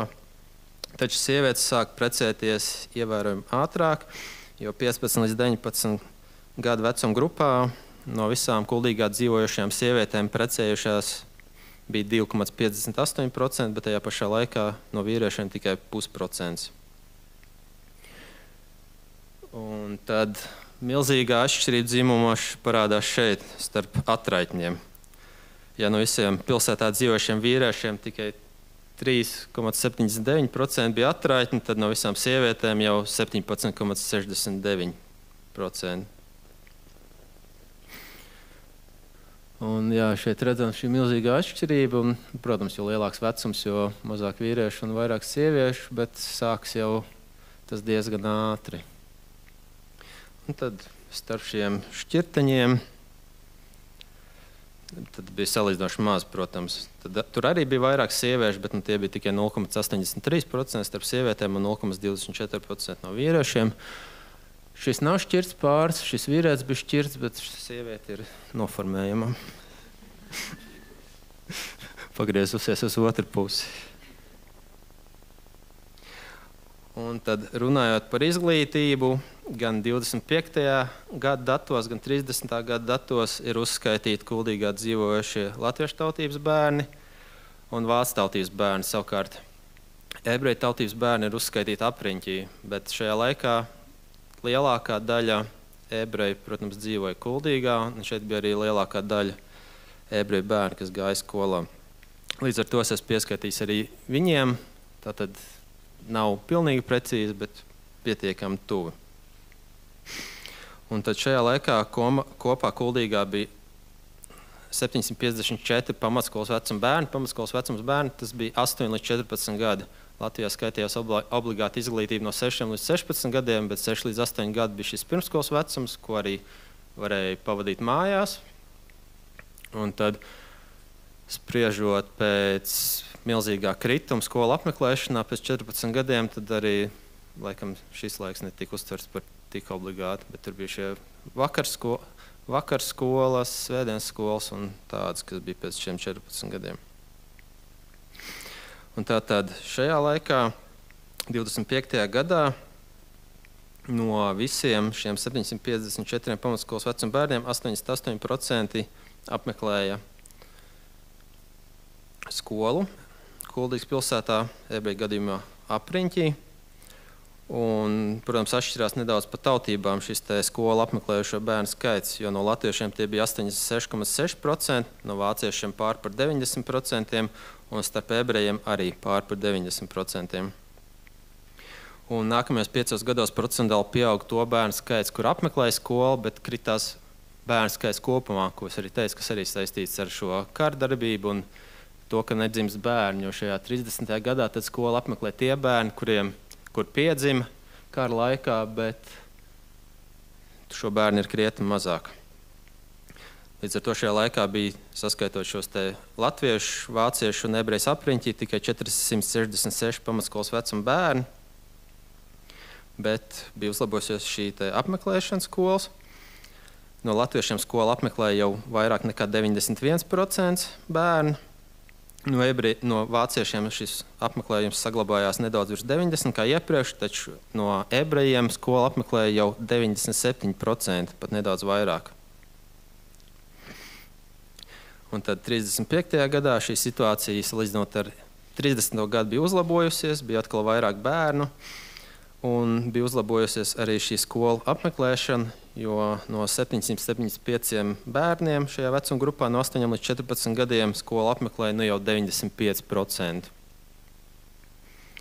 Protams, tas ir runājot par pilsētu, apriņķī situācija bija pavisam citādāk, jo Kuldīgas apriņķī pamatskolu apmeklēja tikpat maz bērnu kā Latgalē, un pat sliktāk nekā dažos Latgales šajos apriņķos.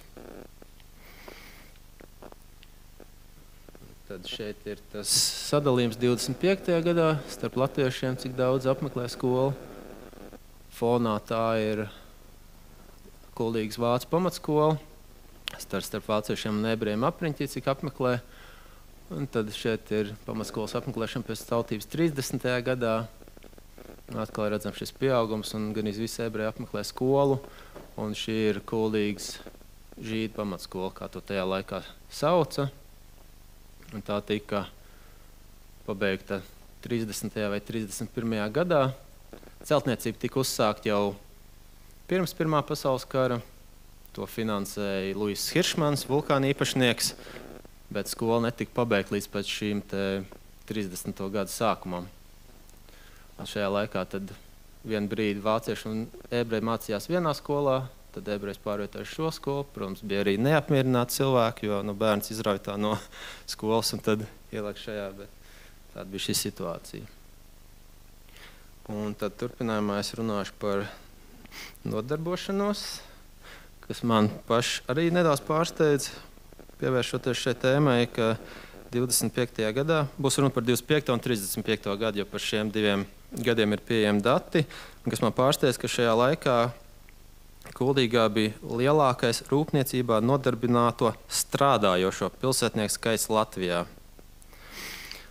Un tad, ņemot vērā šo tautas skaitīšanu terminoloģiju un ieskaitot sociāli apgādājumos, cietumos ieslodzītos prostitūtus un pārējās nodarbošanos veids, strādāja 46,5% no Kuldīgas iedzīvotājiem, tie ir 3220 cilvēki. Ja atskaitām šo sadaļu, tad nepilni 45%, un tad 1171 cilvēks bija nodarbināts rūpniecībā, kas nozīmē, ka rūpniecībā strādāja atkarībā no tā, kādu pieņemam šo strādājušo skaitu, 36,37% vai 37,65%. Un tad otrajā vietā ir šīs pārējie nodarbošanās veidi un nezināmie, un dažādi gadījumi darba un nenoteikti nodarbošanās, bet no šiem noteiktajiem sektoriem tad tā būtu tirdzniecība un lauksaimniecība. Un tad sadalot pa dzimumiem, tad redzam, ka pārsvarā šajās nozarēs dominēja vīrieši, starp apkalpotājiem un mājkalpotājiem bija vairāk sieviešu, tāpat arī starp pārējiem nodarbošanās veidiem un nezināmajiem. Acīm redzot, negribēju atklāt. Tāpat arī vairāk sieviešu bija starp šiem sociāli apgādājumiem, cietumos ieslodzītiem, prostitūtām un pārējiem nodarbošanās veidiem, kā arī starp tiem cilvēkiem, kur guva ienākumus no nekustamā īpašuma. Iespējams, ka tas saistīts ar šo lielo atraitņu skaitu. Un tad visplašāk pārstāvētās nozares Kuldīgā bija ķīmiskā rūpniecība. Tas būtu galvenokārt fabriku Vulkāns, sērkociņu fabrika, jo sērkociņi skaitījās ķīmiskā rūpniecība. Tad tai sekoja šī te apa un apģērba rūpniecība. Jāņem vērā, ka šajā laikā tautas skaitīšanas datos amatnieku tiek ieskaitīti rūpniecībā. Līdz ar to tādu patiešām lielu fabriku, kur ražotu apģērbu vai apavus Kuldīgā nebija, vismaz cik man zināms, bet kopā šis skaits salasās pietiekami liels. Un tad tekstilu rūpniecība bija 3. vietā, savukārt šī tekstilu rūpniecība tā bija jau Artūra Vinklera Kuldīgas tūku fabrika, kuras ēkas ir saglabājušās atšķirībā no Vulkāna.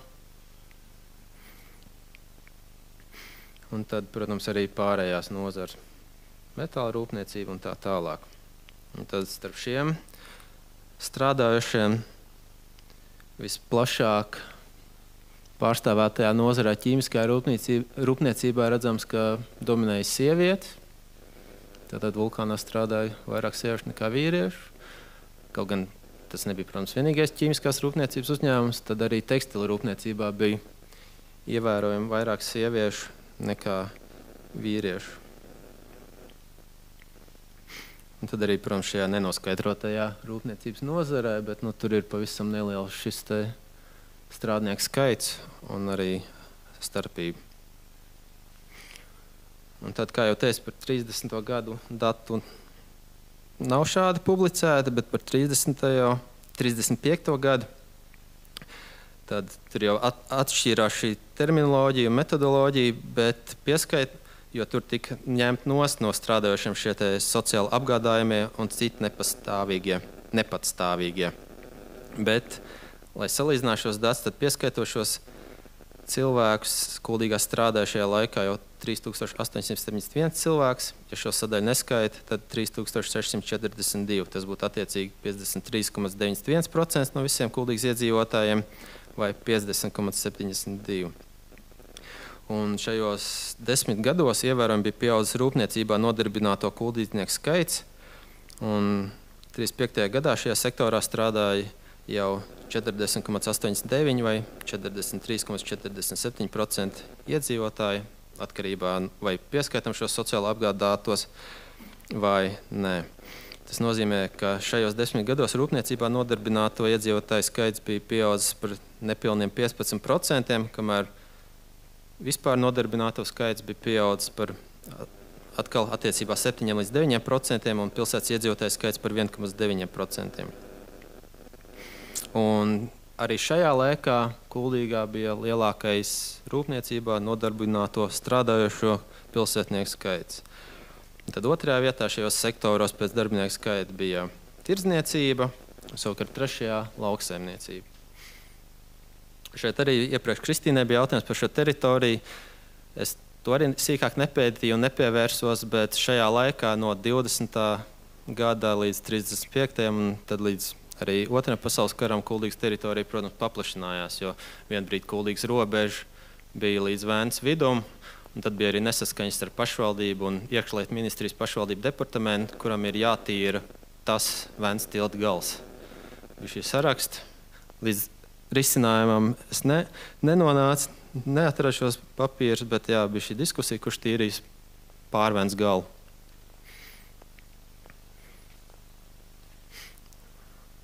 Un tad šis te sadalījums, nodarbošanās veids pēc dzimuma, tad daudz nav mainījies, tad joprojām mājkalpotāju vidū ir vairāk sieviešu.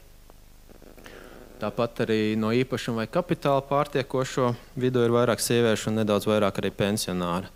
Kopumā pensionāri ir maz, bet arī šajā laikā atšķirās šī sistēma, tad pensijas saņēma tur valsts darbinieki, pašvaldības, skolotāji, bet nekā mūsdienās strādājušie, kur maksā nodokļus.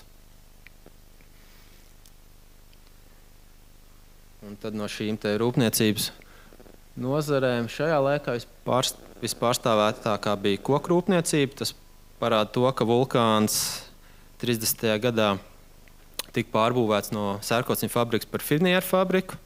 Arī ar to bija vesela drāma, jo šķiet, ka rūpnīca slēgs, tika rakstīts valdībai ar lūgumu neslēgt rūpnīcu tā tālāk, un tad beigās šis līgums, kas tika parakstīts starp tā saukto Zviedru sērkociņu sindikātu un Latvijas valdību, tur tika iekļauts punkts, ka tad, ja slēgs vulkānu Kuldīgā, tad ir jāatver tāda pat rūpnīca, kas nodarbina tikpat daudz pilsētas iedzīvotāju. Jo tika uzskatīts, ka aizverot vulkānu, tad paliks bez darba, protams, visi šie ap 500-600 cilvēkiem, kā kurā laikā bez darba, protams, arī visi viņu tuvinieki. Tad arī zemniekiem vairs nebūs darba, kur piegādā koka materiāls, lai varētu darbināt šīs te mašīnas un tā tālāk. Bet, paveicās, vulkānu pārbūvēja par finieru fabriku. Protams, pēc tam vulkāns 36. gadā atkal nodega. Tad atkal bija satraukums par to, tika rakstīts vēstules, bet 37. gadā atjaunoja. Tad tāpēc ir redzams, ka pieaug šis koku rūpniecībā nodarbināto skaits un ievērojami ir sarucis ķīmiskajā rūpniecībā nodarbināto skaits. Tāpat arī šajā tabulā parādās tas, ka 30. gada laikā bija pārbūvēta Vintlera fabrika papildināta, un līdz ar to ir arī pieaudzis ievērojami šo cilvēku skaits. Arī būvniecībā nodarbināto skaits ir pieaudzis, jo dažādi vērienīgi remonta darbi un celtniecības darbi šajā laikā notika Kuldīgā. Un tad arī šeit šis sadalījums redzams starp dzimumiem. Tad tekstila rūpniecībā ir vēl lielāks sieviešu pārsvars kā iepriekš, bet vulkānā nodarbinātos sieviešu skaits ir sarūcis, jo koku rūpniecībā strādā mazāk sieviešu nekā ķīmiskajā rūpniecībā. Un tad šajā atkal slēptajā pārējā rūpniecībā arī ir vairāk sieviešu, bet mums šīkāk tas nav izdalīts. Tas būtu īsumā viss. Paldies par uzmanību.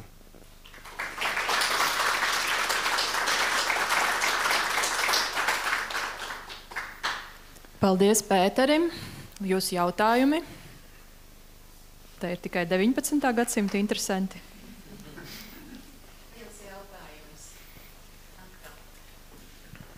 Man ieintriģēja sarakstā par rūpniecības nozarēm papīra rūpniecība. Nekad nebija dzirdējis, ka Kuldīgā tāda arī ir. Kas ar to ir domāts? Kas tas bija?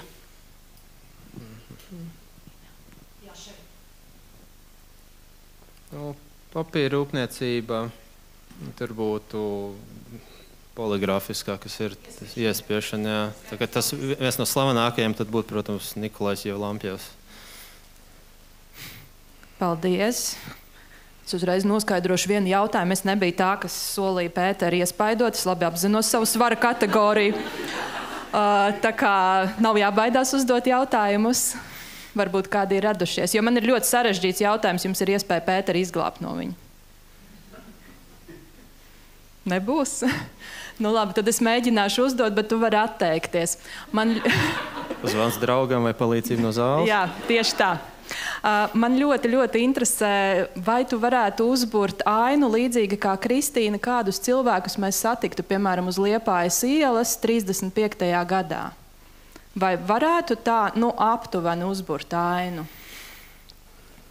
Redzam, lielākoties sievieti. Arī evaņģēliskā luterānieti. Iespējams, ka atraitne vai neprecējusies, jā. Vai vulkānā, vai Vintlera tūku fabrikā. Jā, šie bija tie divi lielākie uzņēmumi. Es gan tādām fantāzijas lidojumam, kā Kristīna, nenodevos, bet tas varbūt tad rakstkrājumā. To es arī teicu, atklājot izstādi. Mums tur izstādē, kas saistīta ar šo referātu, ir šī te salīdzinoši turīgā kuldīdznieka istaba, bet daudz atbilstošāk, protams, būtu trūcīga strādnieka istaba. Bet, diemžēl, trūcīgie strādnieki visi nolieta līdz pēdējiem, līdz ar to nekas nesaglabājas, ko šajā istabā izstādīt. Jā, Pēters pieskārās šai tēmai. Mēs, protams, aicinām arī cilvēkus un visus klātesošos apmeklēt izstādi Bangertu villā, kas ir veltīta tieši šim starpkaru periodam, un tur var uzzināt vēl vairāk par cilvēkiem, kas dzīvoja Kuldīgā, kā dzīvoja, kur mācījās, arī ir vairākas ziņas par šiem te apstākļiem, kādos dzīvokļos dzīvoja. Es to apskatīšos, mums vēl bišķi laiks ir, varbūt, ka tad var noraksturot šo tēmu, kurai tu vispār nepieskāries referātā. Jā, par šiem dzīves apstākļiem, tad precīzi skaitļus no galvas neatcerēšos, bet lielākā daļa kuldīznieku dzīvoja vai vienistabas dzīvoklī, tas ir viena istaba un virtuve, vai vispār istabā virtuvē, kas ir saistīta. Un tad, kas man palicis galvā, tad tikai 17 dzīvokļos bija ievilkts ūdensvads, tikai 2 dzīvokļos bija centrālā apkure. Tie ir abi dzīvokļi, kas atradās šeit, pirmajā stāvā. Un aptuveni nedaudz vairāk kā 50% iedzīvotāju šīs ateja atradās vispār ārpus ēkas, ārpus dzīvojamās ēkas. Līdz ar to šie apstākļi bija ļoti saspiesti.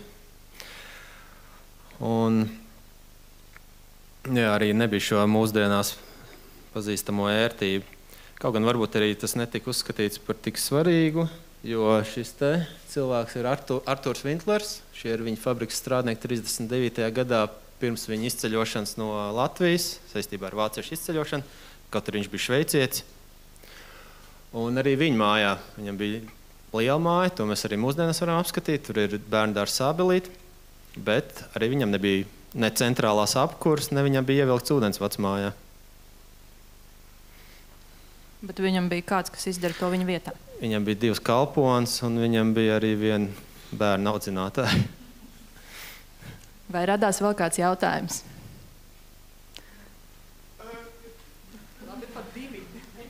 Tas ir par minēto un par stāvokli. Šodien es atceros vēl pirms, es pats neesmu kuldīdznieks, bet pirms pāris gadiem varēju vēl apskatīt malkas grēdas pagalmos, un cik es saprotu, tad arī vēl bija par kādai akai. Cik lielā mērā šāda situācija vēl uz šobrīd pastāv Kuldīgā? Tas jau droši vien jautājums pašvaldības vadītājai. Bet pumpīši joprojām mums ir. Ir arī malkas grēdas, šķūnīši, kas netika nodedzināti pirms gadiem. Ir arī, kur drēbes kar.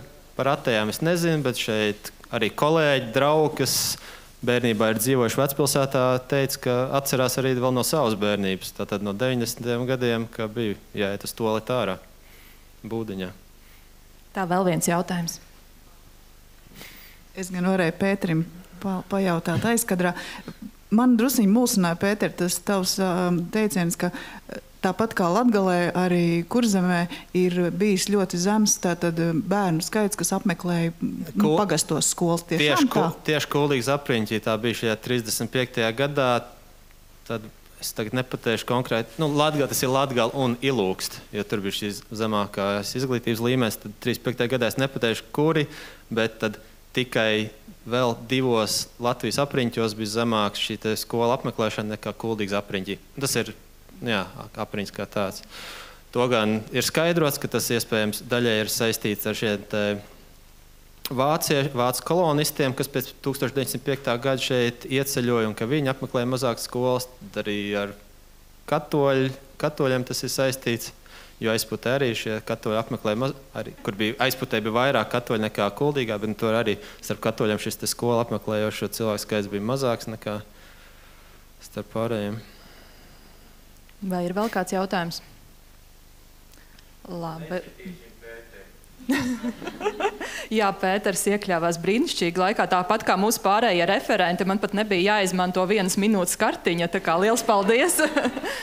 Liels paldies visiem! Tagad mums ir pusstundas pārtraukums. Aicinam iedzert kafiju, varbūt uzdot tos jautājumus, kurus jūs tā kā mulsāt uzdot publiski referentiem pie kafijas tases. Un kafija ir pieejama 1. stāvā. Tad tiekamies pēc pusstundas.